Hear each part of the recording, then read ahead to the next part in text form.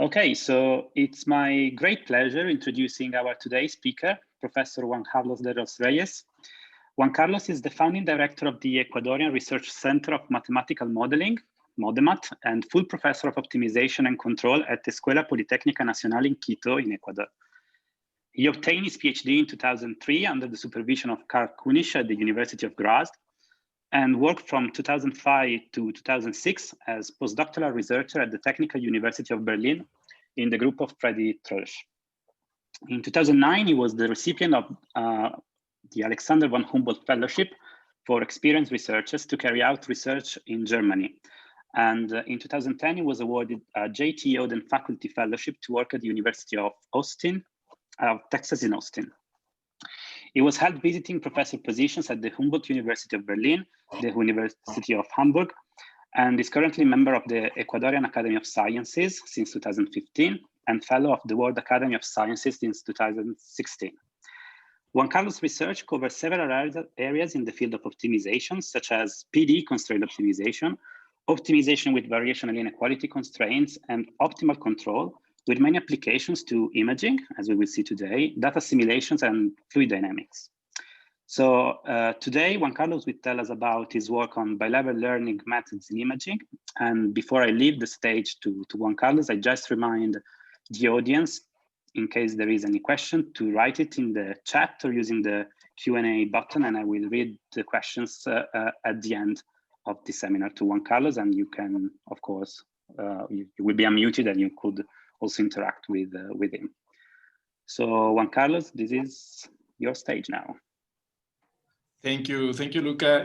Thank you for the nice introduction. I would like also to thank the organizers for inviting me to give this talk here. Honestly, I've seen some of the videos and I've enjoyed that very much. So I'm really happy to be here and share my work.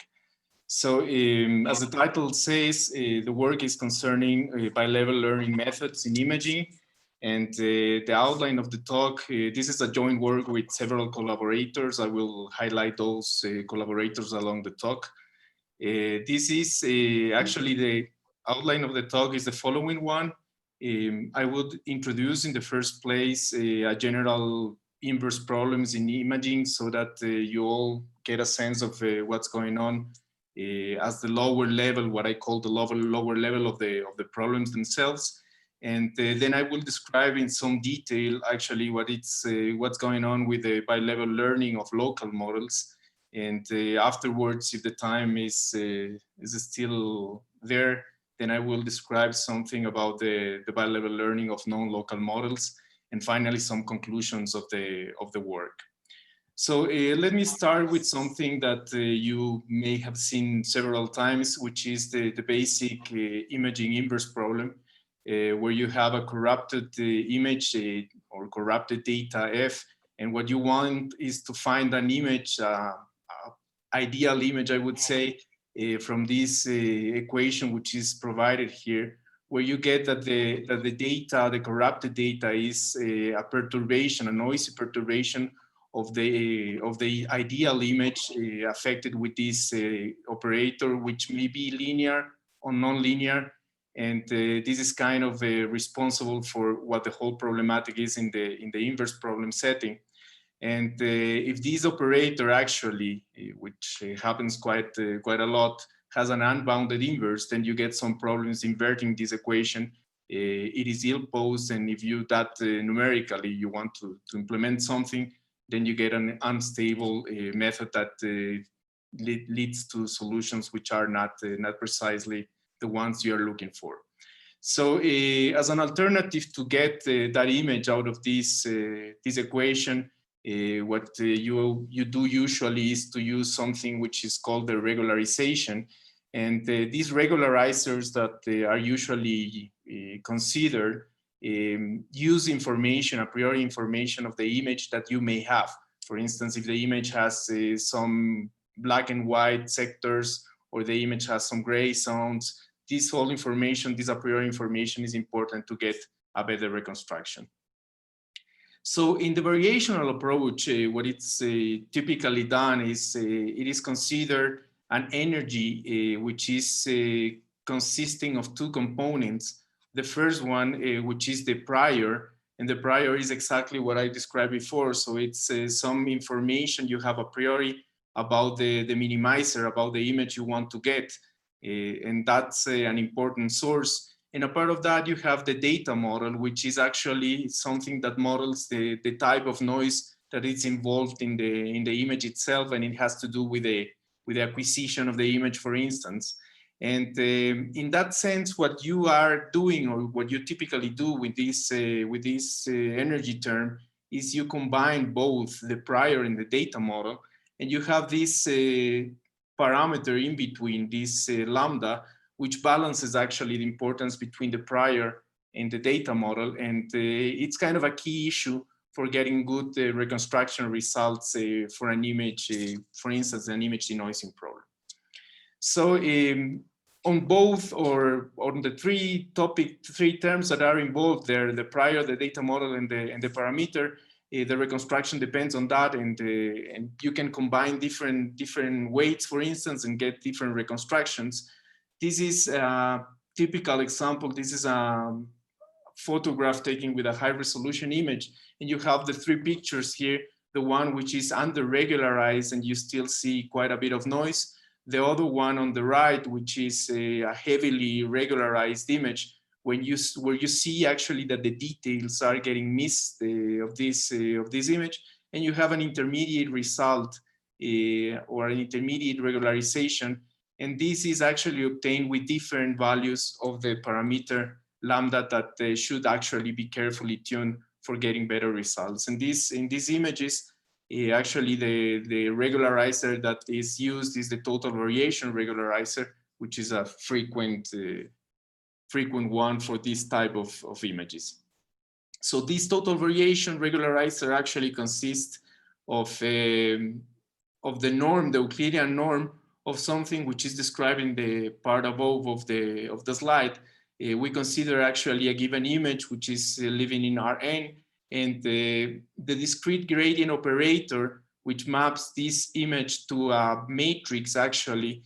And in these two columns of the matrix, the first one is containing the first partial derivative, or the partial derivative with respect to the first spatial component, and the other one is the second partial derivative. And you combine those two columns in one matrix, and this constitutes actually the discrete gradient operator. That means that in the row J, you have, for a given pixel, the two partial derivatives, and you can actually compute what it's done in this total variation, the Euclidean norm of these two components, pixel by pixel.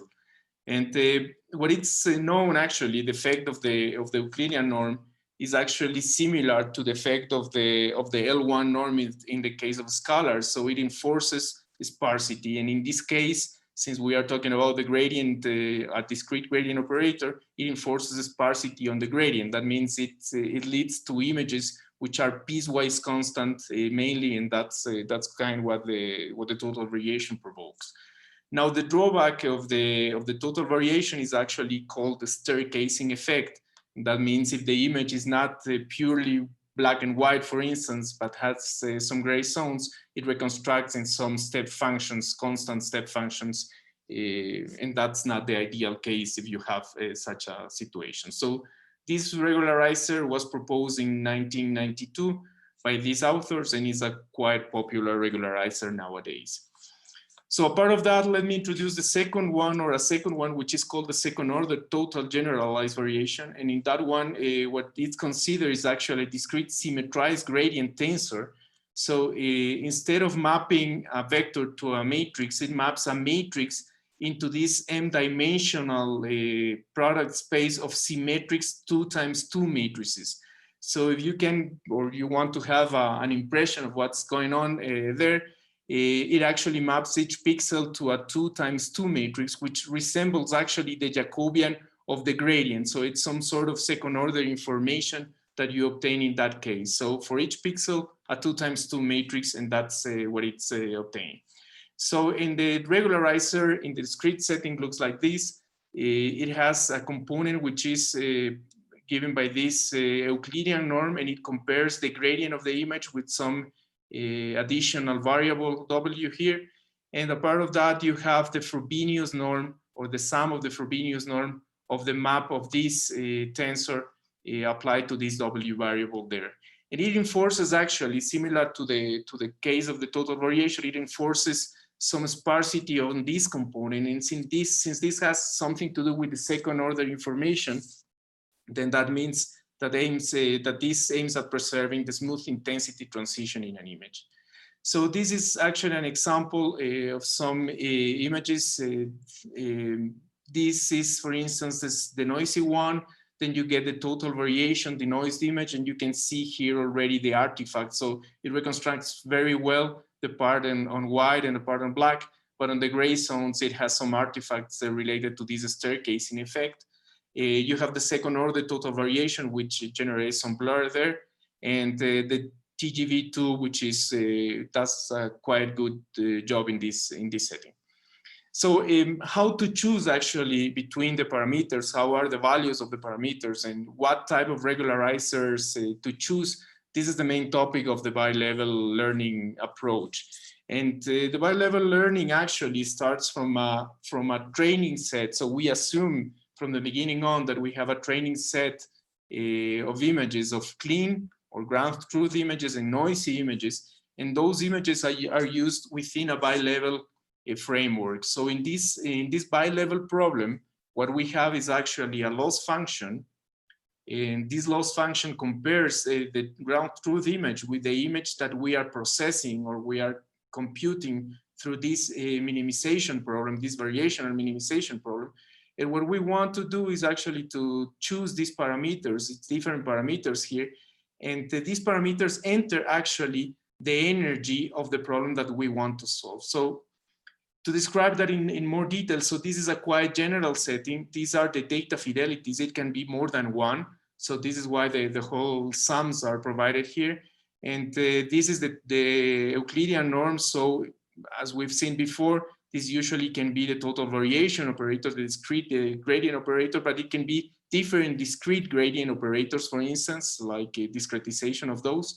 And here you have a sum of Frobenius norms of this information that can be the discrete tensor as well, but it can be also different operators. And the thing that I want to highlight in this slide is actually that these vectors enter some functions actually, so it's more general than one scalar, and it's not as general as using a spatially dependent parameter all the time, but it can be, for instance, some patch functions or polynomials, and in that sense, it can provide some more degrees of freedom to get a better result in the reconstruction. So we started to work on bi-level learning in 2013, and since then, several authors have contributed to this field. We are still active on that. And okay, let me go to the description of this object that I wanted to highlight, these patch functions. For instance, this is some pictures of the validation set where we computed actually optimal parameters. And these parameters are scalar patches 4 times 4. So it's just an homogeneous partition of the image, 8 times 8. And it goes up until it gets fully spatially dependent.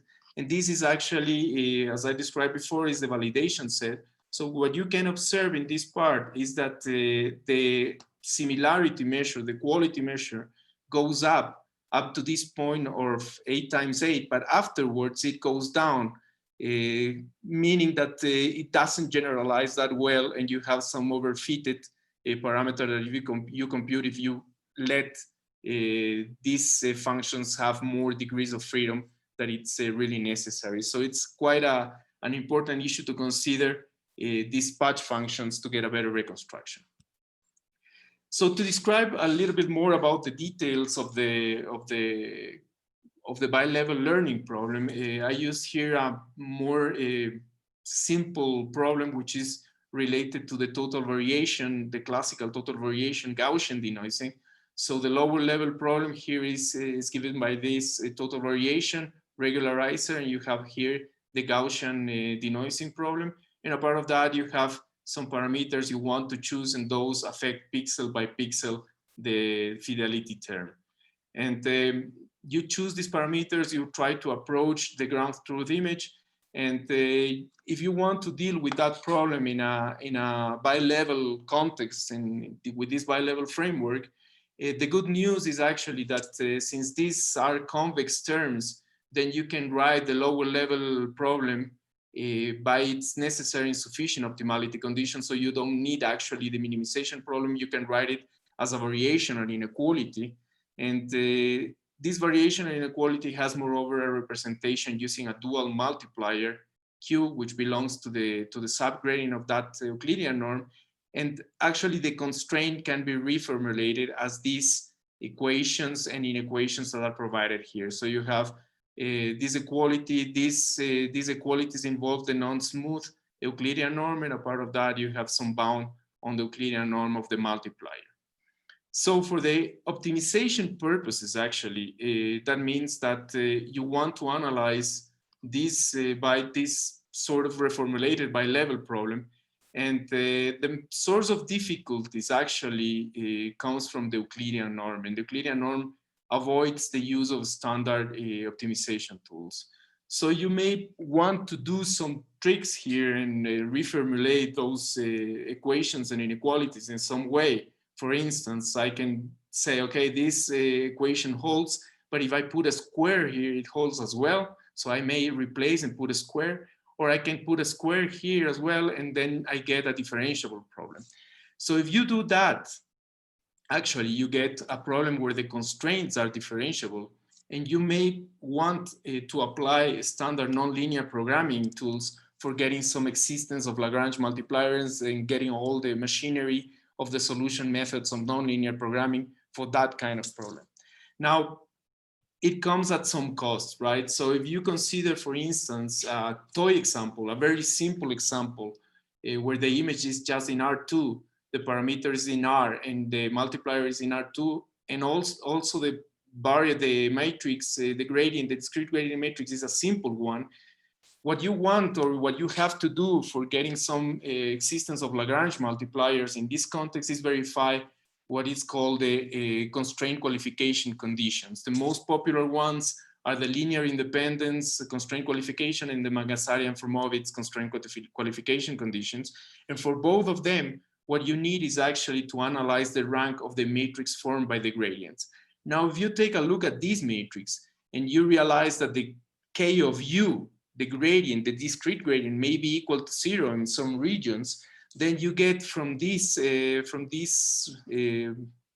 column here, you get that these first terms become 0, and then the whole vector becomes 0, and you don't get the linear independence anymore. And so except for exceptional cases, the LICQ or MFICQ are violated for those. So you actually cannot, through this reformulation and putting the squares and making all differentiable, you cannot really skip the difficulties related to the non-smooth components.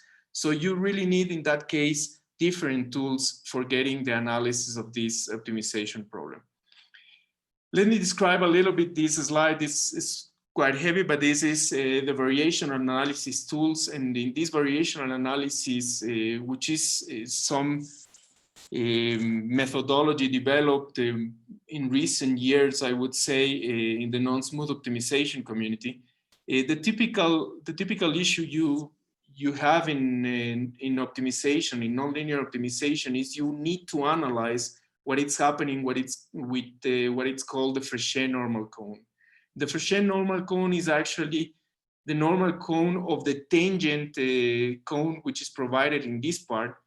And since you have to analyze the Frechet normal cone, and you describe that cone, and you want a representation of this cone in terms of the gradients of the constraint, the constraint qualification, actually what it does is to require or getting sufficient conditions for getting that gradient representation of that cone, and therefore getting existence of Lagrange multipliers. Now, we have seen that these constraint qualification conditions may be too hard to fulfill, and that's kind of an issue there.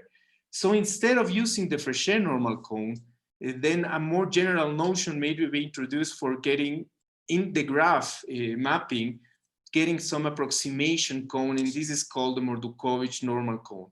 And in that case, what you do is actually you find pairs that approximate a certain point, and the certain point or the pairs are provided in the constraint set itself, but also in the Frechet normal cone. And of course, since you get a more relaxed cone, then less restrictive constraint qualifications conditions are required for getting the existence of Lagrange multiplier. Here you can see a plot of an example of a constraint set. So we just consider these lines as the constraint set. And if you approach the point U through these constraints, where you get actually is a Frechet normal cone, which is plotted here. So you have here this 90 degrees angle with respect to the tangent. In this case, if you approximate through this one, and also if you approximate through this one, and this is precisely the Frechet normal cone. Now, if you approximate with the Mordukhovich normal cone, you don't not only approximate the points themselves, but you approximate also the normals. So in that case, these are also objects that are involved, and what you get actually with the Mordukhovich normal cone is not only the Frechet normal cone, which you had at the beginning, but you also get these lines which are given here. So the Mordukhovich normal cone is wider, it contains the Frechet normal cone, and if the multiplier fulfills these conditions and is living in this Mordukhovich normal cone, then it has more, or it has less restrictive conditions than the multipliers if you get only the Frechet normal ones. But to pay that, or for that, you get less restrictive constraint qualification conditions. So that's the ideal scenario in our case. Now the work is related to this, actually to the computation of the normal cone. And this Mordukhovich normal cone is really complicated to compute in the different cases. And you need to do that very carefully. What you get here is actually a cone that is described on the part of the image where the gradient is different from 0. You get a representation there. You get also a representation in the part of the image where the multiplier is less than 1 in the Euclidean norm. And a part of that, you get some conditions for the cone in the so-called bijactive set. And bijactive set is actually where the image, the gradient of the image vanishes. In a part of that, the multiplier or the Euclidean norm of the multiplier is equal to 1. But if you get that characterization, what you really need to compute or to verify actually is only this relaxed constraint qualification condition. So it states that if those two elements are equal to 0, this has to be the unique solution of this linear system. So if you can imagine, this is a simple matrix in this case, in this specific case of the total variation. So you get immediately the satisfaction of the constraint qualification condition, and you may write, or you may get existence of Lagrange multipliers and getting an optimality system for that problem. Now, this optimality system is called the M-stationarity optimality system due to the Mordukhovich characterization of the cone. And what it states is actually that there exist Lagrange multipliers that fulfill this optimality system provided here. Now, to describe that in detail, these two equations are just the typical ones that you get from the differentiability, and you get that in constraint optimization as well. And this is just a reformulation of the variable whenever we have the gradient different from 0. If the gradient is equal to 0 and the multiplier is less than 1, then you get a characterization of the adjoint in that sector. But the most important thing in the difference here with respect to standard optimization is what happens in the bijactive set, where you have different options that can be fulfilled. So depending on these conditions, you get the different stationarity concepts that are involved in this kind of formulations. Now, if we want to solve, and if we want to get the parameters, actually, the optimal parameters, then one idea, of course, is to solve this optimality system and get those parameters from there. But this optimality system is underdetermined, and its solutions may not really be related to local optima. And you don't have a second order information to discriminate over those candidates. So is not really providing you, even if you solve that efficiently, which is a coupled system, but even if you solve that efficiently, you don't get actually a local minima.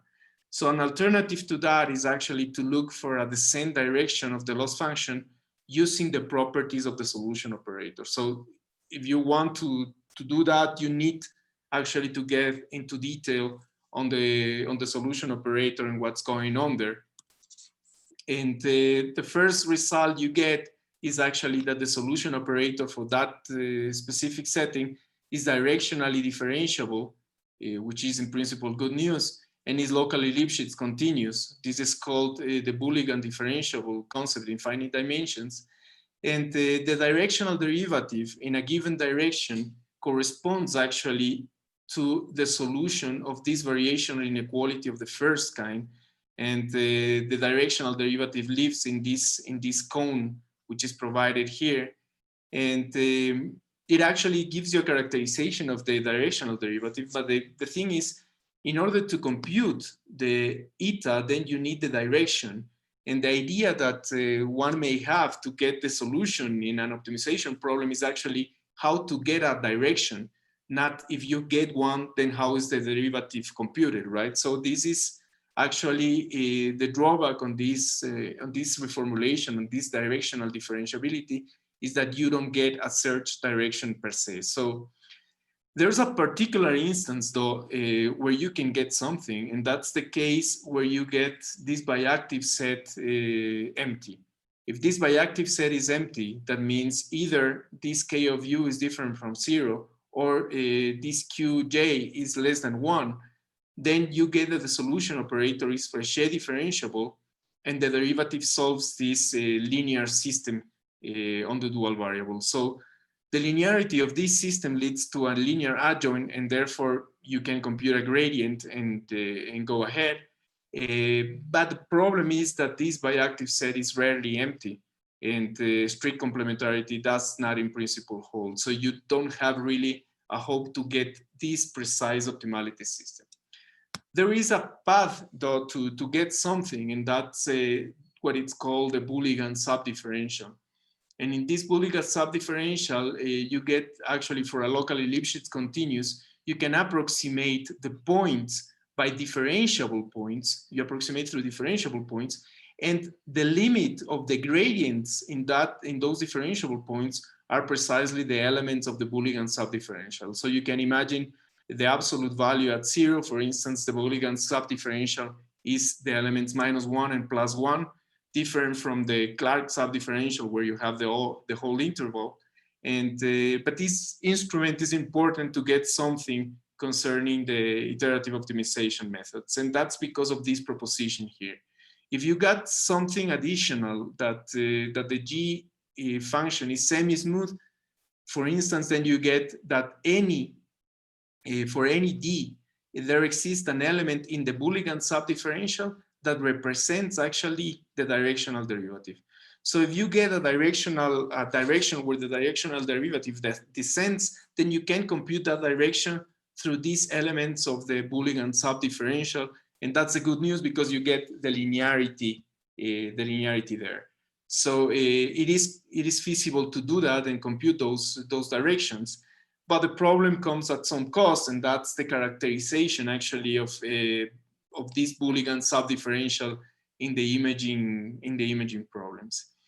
So in that setting, what we came to is to this theorem where a characterization is provided for the elements of the subdifferential of the solution mapping of the imaging, the total variation denoising one, where you have to define an additional subspace, and the subspace consider actually a partition of the bijective set. So if this bijective set vanishes and is empty, then you don't get any problem at all and you get the differentiability results. But if it is not empty, then you have to partition somehow this bijective set. And depending on how you partition that, then you get different options for the Boolean elements of that subdifferential. So you can compute, and that representation is important to being able through a linear system to compute those directions. And additionally, what we could prove is actually that there exists a linear element or a linearized element solution of this equation that fulfills the representation concerning the directional derivative. Now, if you get that directional derivative, you may want to apply your favorite optimization routine or iterative optimization algorithm to get to a solution. So you don't have gradients, and that's clear because you have a non-smoothness involved there, but you have something which is good enough to get something on the descent direction, and that's what it's called the Boolean Subdifferential.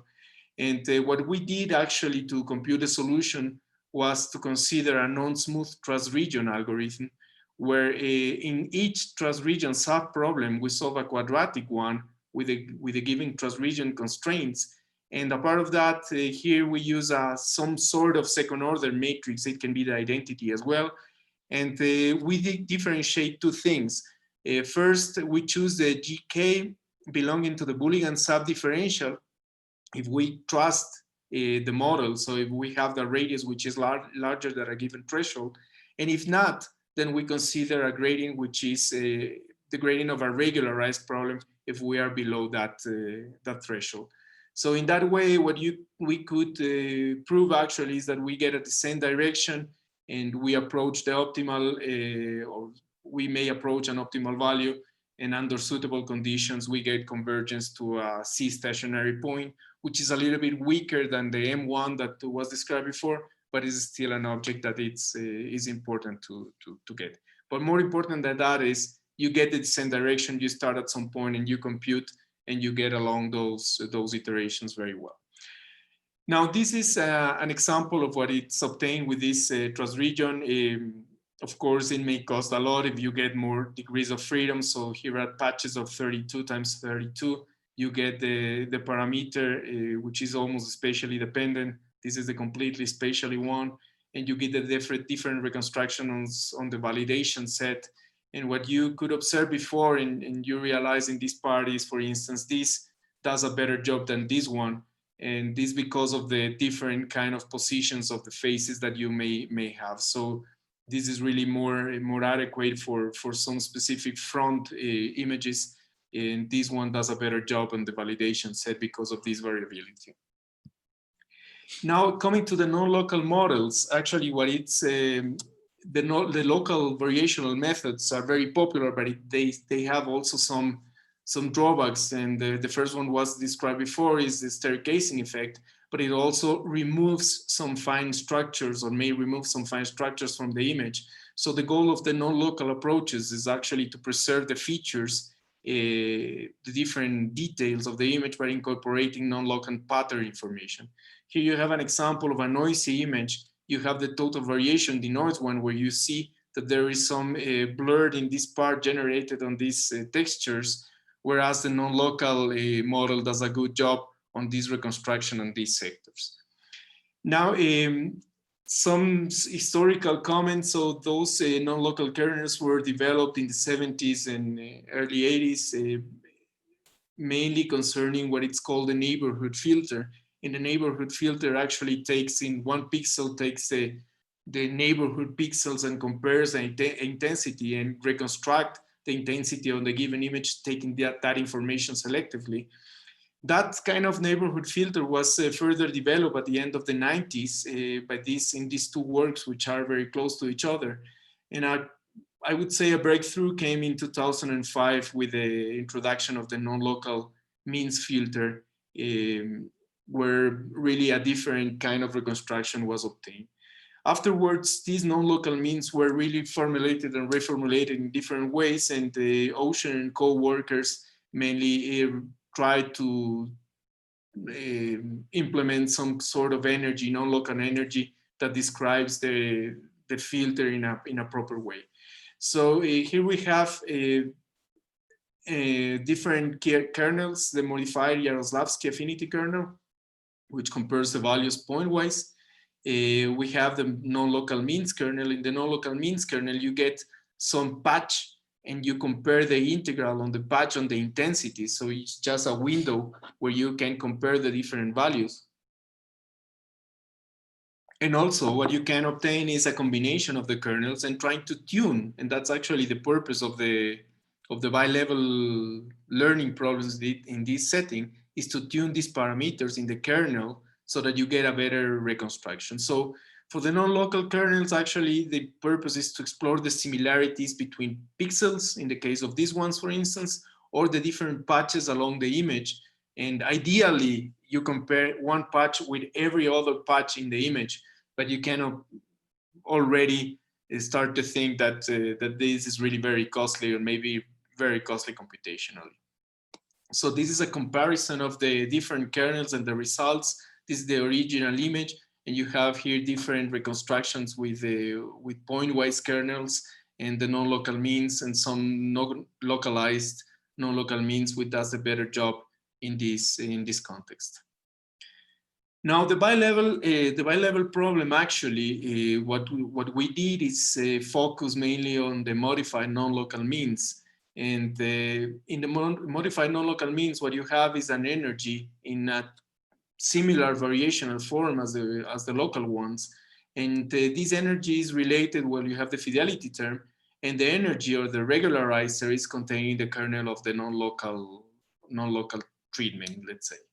So in this setting, what you get is actually that this norm is related to a non-local diffusion, and the kernel that we use is a localized kernel. So it's symmetric, first of all, and it's greater than 0 only on some specific ball around the pixel that you are taking. Ball in this case means the infinity norm. We take the patch as a squared one.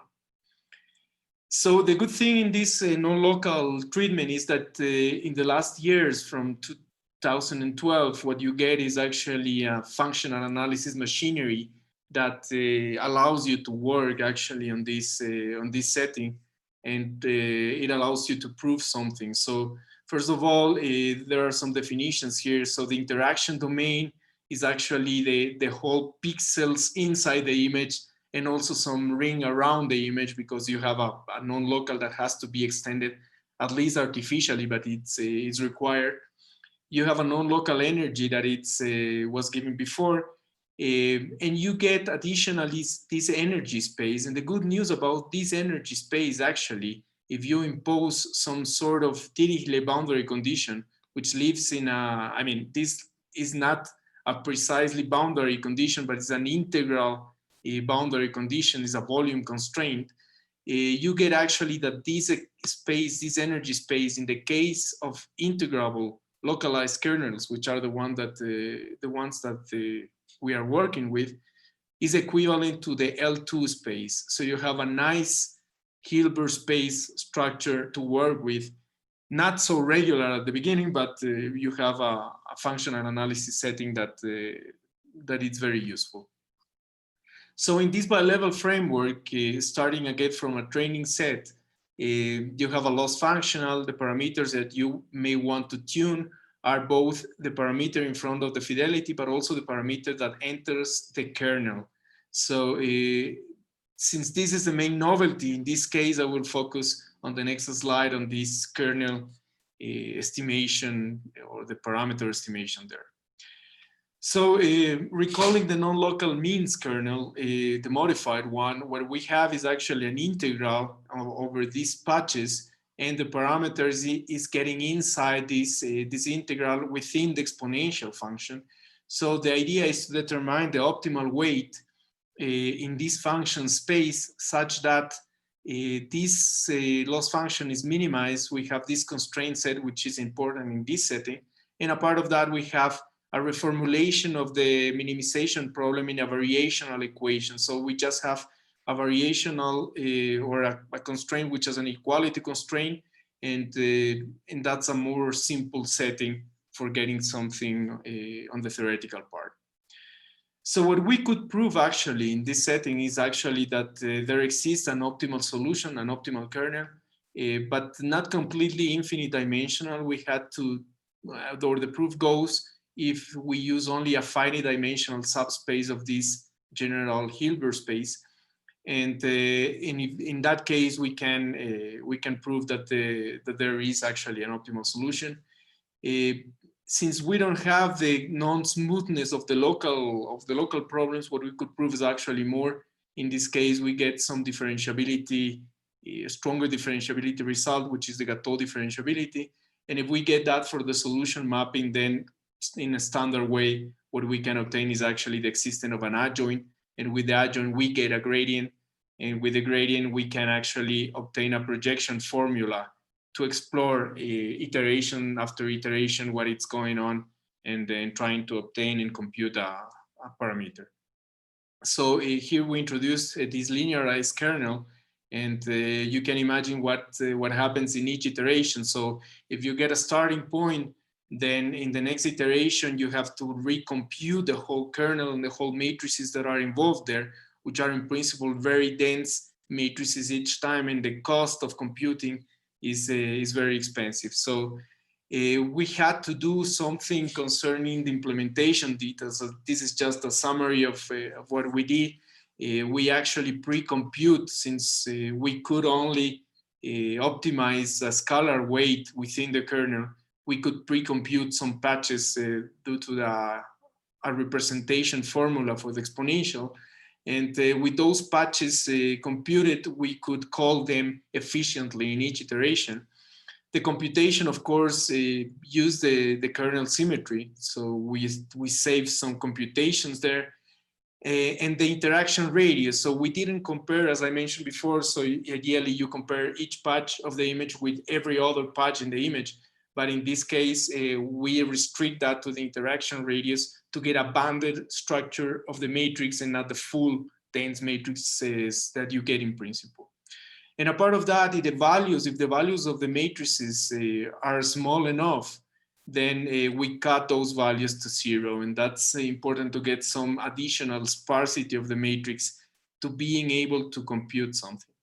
Now, for the solution of the problem, what we used actually was an active set trust region algorithm with some extra information coming from a quasi-Newton limited memory BFGS. And the linear systems were solved with a preconditioned GMRS method, where we use the diagonal to precondition that scheme. Here you see some plots of the reconstruction results concerning different regularizers, and what you obtain here is for the total variation and the total generalized variation, which are the local ones. Then you get some reconstruction which is missing some of the details of the image, at least in the fine structures part. Then you get the scalar lambda in the non-local problem, and the spatially dependent lambda, and the scalar weight that we have here. Now, if you take a closer look, of course, the spatially dependent lambda does a better job, but since we are talking about the spatially dependent parameter, it may not be realistic. We may have overfitting in this context, and that's really not able to or suitable to be generalized. But you can also observe when we optimize the weight within the kernel that you get good reconstruction results. With a price, of course, we get something, for instance, on the background is mainly lost. And this has to do also with the whole numerical tricks that we use to get to being able to get a result.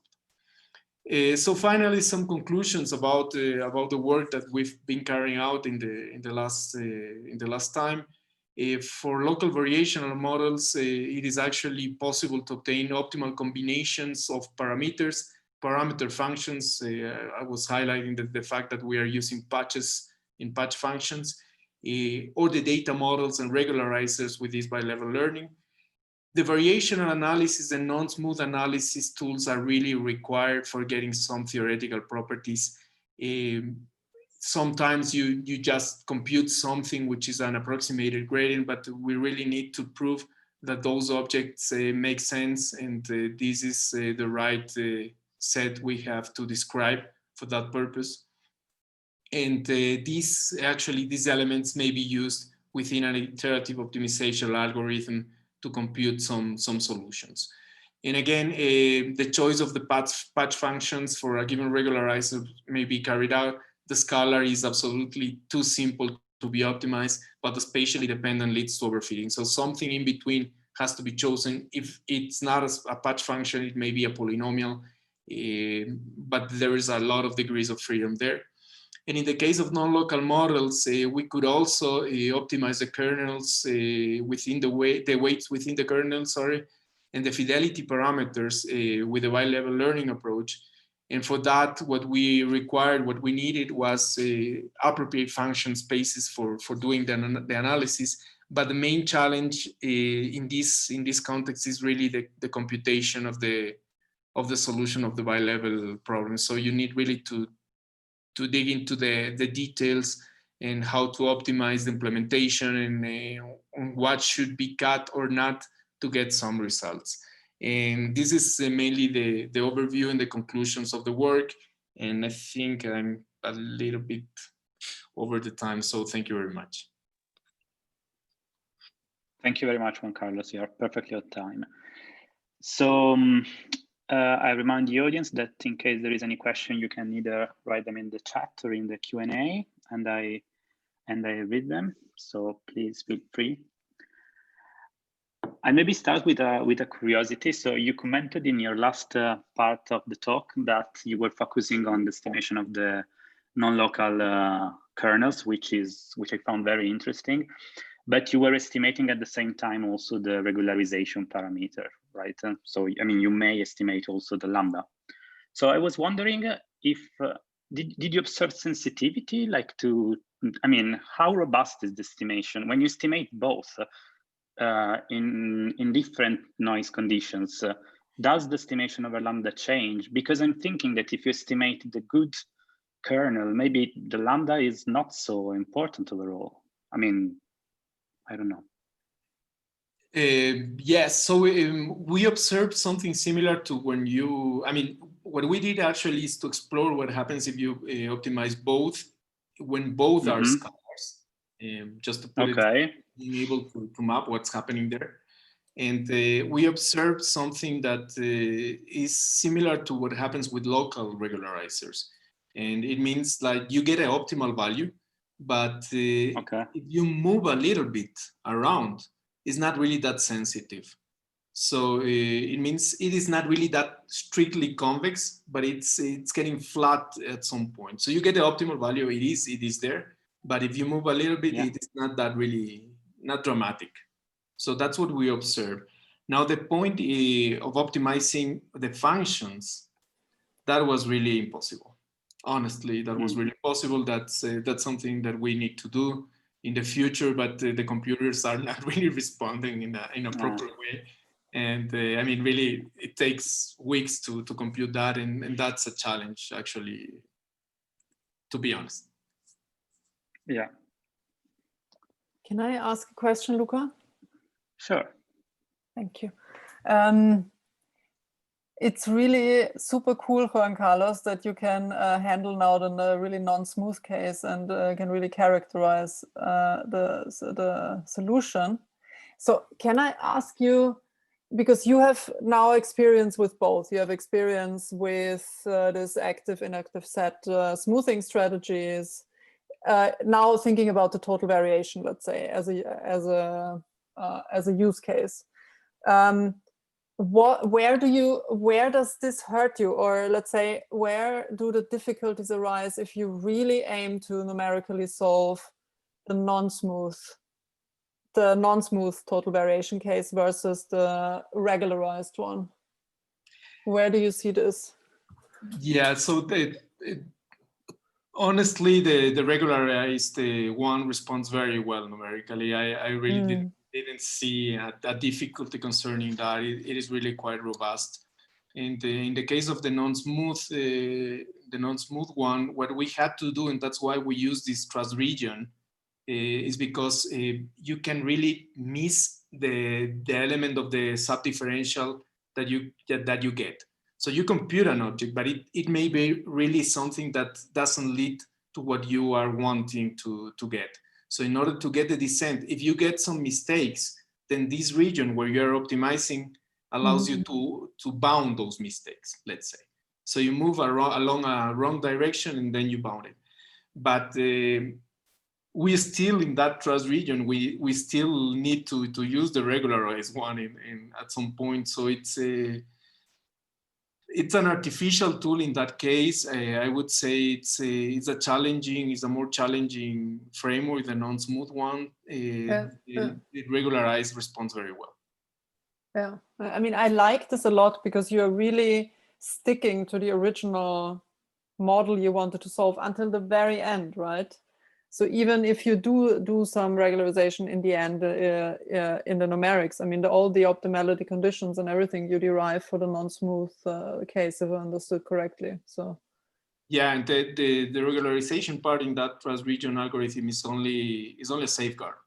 Okay, so it's only if you really need to. Yeah, it rarely occurs actually. Yeah. Okay, this is really exciting. Yeah. Thank you. So I encourage the audience to ask some questions. I have another one, but it's naive. I mean, whenever we think about doing this space variant learning, for instance, on the parameters, then the idea, I mean, the question that naturally comes is how well it adapts to new contents that has not been seen, no? Because of course you learn like your ideal spatially dependent regularization parameter, and then you adapt to a new image. So regarding the kernel estimation, of course, it's still dependent, I think, on the underlying structure overall. But can you validate? Can you comment on this? I mean, where could you apply this learned kernel? Like on similar images, on, I don't know. Yeah. So if you learn just the scalar, I think that's very easy to generalize. That's what we did. So that's what we compute. And as I mentioned before, we are able to compute a highly dimensional parameter because of the computation times. I guess it happens something similar to what occurs in the other case. This is I know this is for local models, but of course that happens quite often, right? So if you get a scalar, you get already a good reconstruction results on the validation sets. I'm talking about the validation set only. But of course, if you tune the spatially dependent one for this training set, this is really doing overfitting. And so you need more degrees of freedom are good, but not that many. And I guess that will happen with the weight within the kernel as well.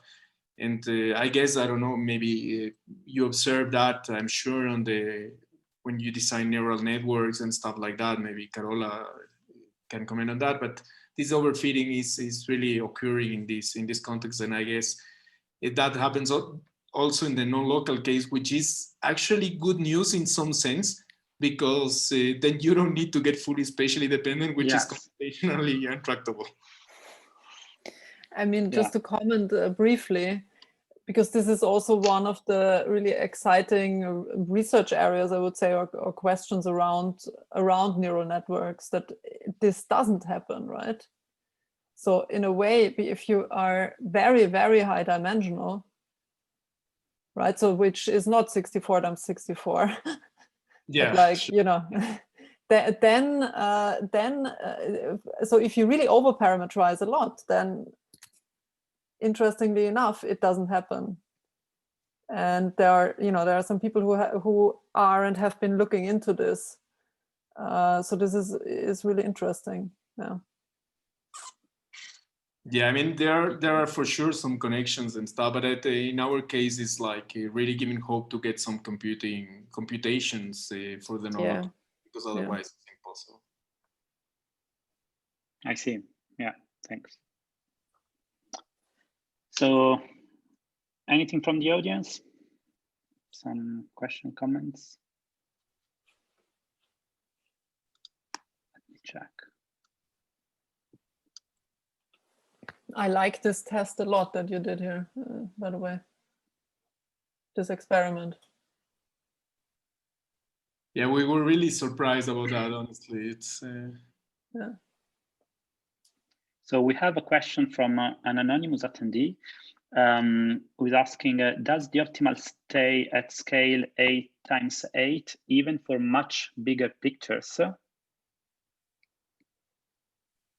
I don't know. That's my answer. I don't know. This is proved. I mean, this is experimentally. There's no result concerning the optimal number of patches. Theoretical result, but those were the experiments with this set of phases, and that's actually why the bi-level learning is important in that context, because if you get different images, then you have to learn different things, and it may occur that if you get a different training set, you with more patches you get a better reconstruction. I'm not able to generalize that setting actually, or the 8 times 8 to say it is the best all the time, right? Yeah. Oh, there is one. Someone is raising their hands. So Meniko, so I'm allowed to talk. Okay, so now Meniko, can I mute you? Okay, yeah. Okay, I am I'm working on the using non-local means idea in a context of a neural net. And this research has been going on for some time, not by me, okay, but so, but I'm mostly interested in the patch function, and I'm trying to get some intuitive geometric understanding. Can I interpret the patch function as sort of like learning almost like probability or prior on the likelihood that 2 patches at those locations are likely to be similar? Well, I don't know. I don't really know. So it's I would need to analyze that to see what you mean actually. In principle, what you get is with the patch functions is actually scalar value on each of the patches, and that's the case. If you can interpret that scalar value as related to the noise level on that patch, I guess it could be possible. And you could generalize in that way, if I understood. Yeah, so yeah, what I'm hoping to do is to apply a somewhat expensive pre-computation on a subset of training set to kind of learn something similar to the patch function that allow me to use the weights or the yielded by the patch function, so that I can, when I'm doing the non-local means, when I'm actually processing the actual data, I can just kind of invoke the patch function and not having to do the expensive search or optimization. But I think it's maybe too hard to explain. Yeah, but that's exactly the idea. So that you really use that in some training, then you apply it and you call the optimal patches afterwards. That's precisely the idea, right? Okay, yes. So which particular of your paper describe this mechanism the best? I'll just go and read it. Yeah. I mean, we submitted that. I can send you afterwards so that you have it. We submitted that already, and it's under review, and I can send you. Sure. Sure. So I should send you my email after the session. Perfect. Okay. Thanks. I appreciate it. Yeah. Okay. So if there is no more question from the audience, I think we thank Juan Carlos again. It was really, really interesting. So I may write you again for some references, because this non-smooth analysis is really cool indeed. So, and I hope to see everyone in the audience again next week for our next session. Thank you very much and have a good day. Thank you. Bye. Bye.